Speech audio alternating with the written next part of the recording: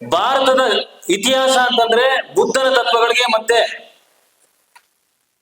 ಬ್ರಾಹ್ಮಣ್ಯಕ್ಕೆ ನಡೆದಂತಹ ಸಂಘರ್ಷ ಹೊರತು ಮತ್ತೇನು ಅಲ್ಲ ಅಂತ ಬಾಬಾ ಸಾಹೇಬರು ಮತ್ತೊಂದು ಒಂದು ದೊಡ್ಡ ಹೇಳಿಕೆ ಹೇಳ್ತಾರೆ. ಹಿಂದೂ ಧರ್ಮ ಅಂತಕ್ಕಂಥದ್ದು ಒಂದು ಅಸಮಾನತೆಯ ಕೊಚ್ಚೆ, ಅದರಿಂದ ಹೊರಗಡೆ ಬರದ ಹೊರತು ನನ್ನ ಜನಕ್ಕೆ ವಿಮೋಚನೆ ಇಲ್ಲ ಅಂತ ಹೇಳ್ತಾರೆ. ಮುಂದೋಳೆ ಭಾರತದ ಸ್ವತಂತ್ರ ಸಂಗ್ರಾಮ ನಡೀತಾ ಇರ್ತದೆ, ನೀವ್ ಯಾಕೆ ಚಳವಳಿನಲ್ಲಿ ಭಾಗವಹಿಸ್ತಾ ಇಲ್ಲ, ನೀವ್ ಯಾಕೆ ಬರ್ತಾ ಇಲ್ಲ ಅಂತಂದ್ರೆ ಅವ್ರು ಎರಡು ಕಾರಣ ಕೊಡ್ತಾರೆ. ನಾನು ಎರಡು ಸ್ವತಂತ್ರಕ್ಕಾಗಿ ಹೋರಾಟ ಮಾಡ್ತಾ ಇದ್ದೀನಿ. ನೀವು ಈ ದೇಶವನ್ನ ಕೊಳ್ಳೆ ಹೊಡಿಲಿಕ್ಕೆ ಬಂದಿರತಕ್ಕಂಥ ಒಂದು ಇಲ್ಲೋ ಹೊರದೇಶದಿಂದ ಬಂದಿರತಕ್ಕಂಥ ಜನಗಳ ಜೊತೆ ನೀವು ಸಂಘರ್ಷ ಮಾಡ್ತಾ ಇದ್ದೀರಿ, ಓಕೆ, ಅದ್ರಲ್ಲೂ ನಾನು ಇರ್ತೀನಿ. ಆದ್ರೆ ಇಲ್ಲಿರ್ತಕ್ಕಂಥ ಅಸ್ಪೃಶ್ಯತೆ, ಇಲ್ಲಿರ್ತಕ್ಕಂಥ ನೋವು ಏನಿದೆ, ಇಲ್ಲಿರ್ತಕ್ಕಂಥ ಮೌಢ್ಯ ಏನಿದೆ, ಇಲ್ಲೊಂದು ಸ್ವತಂತ್ರ ಬೇಕಾಗಿದೆ.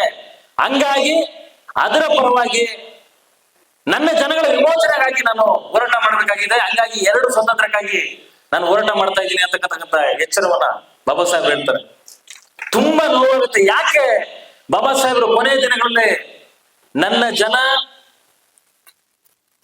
ವೆರಿ ಕ್ಲಿಯರ್, ಒಂದು ದ್ವೇಷದಿಂದ ಇಲ್ಲ ಪ್ರೀತಿಯಿಂದ, ಇಲ್ಲ ಗುಲಾಮನಿಂದ, ಇಲ್ಲ ಸಮಾನತೆಯಿಂದ, ಇಲ್ಲ ಪ್ರೀತಿಯಿಂದ, ಇಲ್ಲ ಯಾವುದು ಕ್ರೌರ್ಯದಿಂದ, ಯಾವುದು ಬೇಕಾಗಿದೆ ನಿಮ್ಗೆ ಅನ್ನುವಂತಕ್ಕಂಥ ಸ್ಪಷ್ಟವಾದಂತ ಕಿರಣನ ಇಟ್ಕೊಂಡು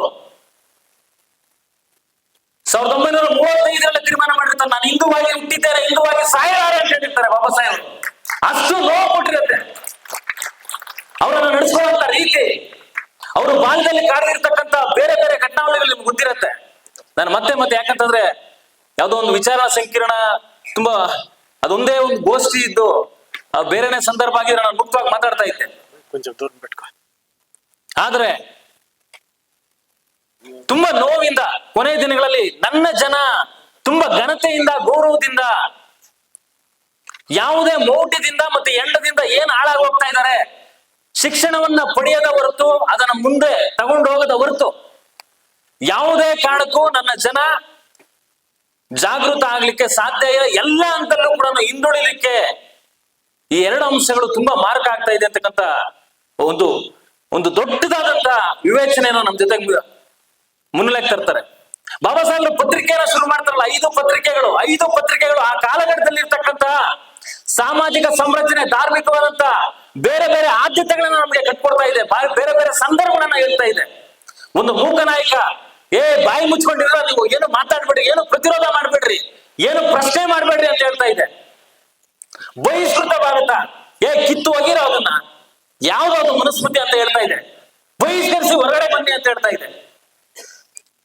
ಸಮತಾ ಅಂತ ಹೇಳ್ತಾರೆ, ಎಲ್ರಿಗೂ ಈಕ್ವಾಲಿಟಿ ಕೊಡೋ, ಎಜುಕೇಶನ್ ಅಲ್ಲಿ ಆಗಿರ್ಬೋದು, ಒಂದು ಸೊಸೈಟಿನಲ್ಲಿ ಆಗಿರ್ಬೋದು, ಎಲ್ರು ಕೂಡ ಅಲ್ಲಿ ಯಾರೇ ಇರ್ಬೋದು, SC ST OBC ಮೈನಾರಿಟಿ ಯಾರೇ ಆಗಿರ್ಬೋದು, ಅವ್ರಿಗೆಲ್ಲರೂ ಕೂಡ ಘನತೆಯಿಂದ ಬದುಕುವಂತ, ಮುಂದೋಗುವಂತ ಎಲ್ಲ ರೀತಿಯಂತ ಆದ್ಯತೆಗಳನ್ನ ಕೊಡುವಂತ ಹೇಳ್ತಾ ಇದೆ. ಜನತಾ ಅಂತ ಹೇಳ್ತಾರೆ ಪತ್ರಿಕೆ, ಜನರಿಂದ ಆಳ್ವಿಕೆ ಮಾಡಬೇಕು, ಒಂದು ಡೆಮಾಕ್ರೆಟಿಕ್ ಆಗಿರ್ತಕ್ಕಂಥ ಎಲ್ಲರನ್ನ ಒಳಗೊಳ್ಳುವಂತ, ಅವರವರಿಗೆ ಬೇಕಾಗಿರ್ತಕ್ಕಂಥ ಆದ್ಯತೆಗಳನ್ನ, ಅಕ್ಕರೆಗಳನ್ನ, ಅವರ ಬದುಕನ್ನ ಅವರು ರೂಪಿಸ್ಬೇಕು ಅಂತ ಹೇಳ್ತಾರೆ. ಪ್ರಬುದ್ಧ ಭಾರತ ಅಂತ ಕಟ್ತಾರೆ. ಪ್ರಬುದ್ಧ ಭಾರತ ಅಂತಂದ್ರೆ ಎಲ್ರು ಅದರಲ್ಲಿ ನಾವೆಲ್ಲರೂ ಇರ್ಬೇಕು, ಎಲ್ರು ಚೆನ್ನಾಗಿರ್ಬೇಕು ಅಂತಕ್ಕಂಥ ಈ ತರದೊಂದು ಆದ್ಯತೆಗಳನ್ನ ಬಾಬಾ ಸಾಹೇಬ್ರ ಕೊನೆಯ ದಿನಗಳಲ್ಲಿ 56ರಲ್ಲಿ ಬೌದ್ಧ ಧರ್ಮನ ಅಪ್ಪಿಬೇಕಂತ ಸಂದರ್ಭದಲ್ಲಿ ಅವರಿಗೆ ಒಂದು ಸ್ಪಷ್ಟವಾದಂತ ಕಣ್ಣೋಟ ಇರ್ತದೆ. ನಾನು ನರಕದಿಂದ ಹೊರಗಡೆ ಬರ್ತಾ ಇದ್ದೀನಿ, ನನ್ನ ಜನರನ್ನ ನರಕದಿಂದ ವಿಮೋಚನೆಗೊಳಿಸ್ಲಿಕ್ಕೆ ನಾನು ಏನ್ ಮಾಡ್ಬೇಕು ಅದನ್ನ ಮಾಡಿದ್ದೀನಿ. ಇಡೀ ಪ್ರಪಂಚದಲ್ಲೇ ಮನುಷ್ಯರನ್ನ ಮನುಷ್ಯನ ತರ ಕಾಣುವಂತಹ ಏಕೈಕ ಧರ್ಮ ಅಂತ ಯಾವ್ದನ್ನ ಇದ್ರೆ, ಮತ್ತೆ ಅದರಲ್ಲಿ ಏನಾದ್ರು ಹುಡುಕಿದ್ರೆ ನನ್ನನ್ನು ಕೂಡ ಪ್ರಶ್ನೆ ಮಾಡಬಹುದು ಅಂತಕ್ಕಂಥ ಭಗವಾನ್ ಪುತ್ರ ಮಾತೇನಿದೆ.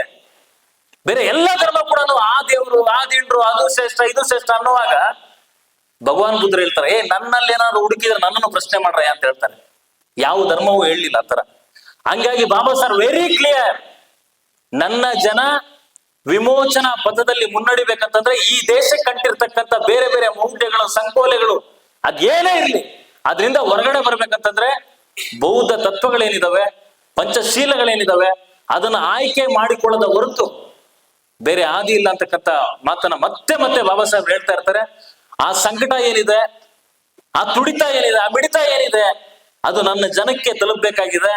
ದಯಮಾಡಿ ಇವತ್ತು ನಮ್ಮನ್ನ ತುಂಬಾ ಘನತೆಯಿಂದ ಮುನ್ನಡೆಸುವಂತ ಯಾವ್ದನ್ನ ಧರ್ಮ ಇದ್ರೆ ಅದು ಬೌದ್ಧ ಧರ್ಮ ಮಾತ್ರ. ಬಾಬಾ ಸಾಹೇಬ್ರನ್ನ ನೀವು ಸರಿಯಾಗಿ ಅರ್ಥ ಮಾಡ್ಕೊಂಡಿದ್ರೆ ಬೌದ್ಧ ಧರ್ಮನ ಸ್ವೀಕಾರ ಮಾಡಿ, ಬೌದ್ಧ ತತ್ವಗಳನ್ನ ಅರಿವುಗಚ್ಕೊಳ್ಳಿ, ಆ ಹಾದಿನಲ್ಲಿ ಮುನ್ನಡೀರಿ ಅಂತಕ್ಕಂಥ ಮಾತನ್ನ ಹೇಳ್ತಾ, ಭಗವಾನ್ ಸರ್ ಒಂದು ಕೃತಿ ಬರ್ತಿದ್ದಾರೆ, ಭಾರತದ ಬೇಸಾಯಗಾರರನ್ನು ಬೌದ್ಧರು ಅಂತ ಬರ್ತಿದ್ದಾರೆ. ಈ ನೆಲದಲ್ಲಿ ಇರ್ತಕ್ಕಂಥ ಪ್ರತಿಯೊಬ್ಬರು ಬೇಸಾಯ ಮಾಡುವಂತವ್ರು ಬೌದ್ಧರು ಅಂತ ಬರ್ತಿದ್ದಾರೆ. ಹಂಗಾಗಿ ಇಲ್ಲಿರ್ತಕ್ಕಂಥ ಆದಿ ಧರ್ಮ ಯಾವ್ದನ್ನ ಇದ್ರೆ, ಎಲ್ಲರನ್ನ ಇಷ್ಟಪಡುವಂತ, ಪ್ರೀತಿಸುವಂತ, ಅಕ್ಕರಿಸುವಂತ, ಮುನ್ನಡೆಸುವಂತ ಯಾವ್ದನ್ನ ಧರ್ಮ ಇದ್ರೆ ಅದು ಬೌದ್ಧ ಧರ್ಮ ಮಾತ್ರ. ಅದನ್ನ ಅರಿತು ನಾವೆಲ್ಲರೂ ಕೂಡ ಬಾಬಾ ಸಾಹೇಬ್ರ ಹಾದಿಯಲ್ಲಿ ಮುನ್ನಡೆಯೋಣ ಅಂತ ಹೇಳ್ತಾ, ನೆರೆದಿರ್ತಕ್ಕಂಥ ಎಲ್ಲರಿಗೂ ಕೂಡ ಅತ್ಯಂತ ಪ್ರೀತಿ ಪೂರ್ವಕವಾಗಿ ಧನ್ಯವಾದಗಳನ್ನ ಅರ್ಪಿಸ್ತಾ ಇದ್ದೀನಿ. ಜೈ ಭೀಮ್, ನಮೋ ಬುದ್ಧಾಯ.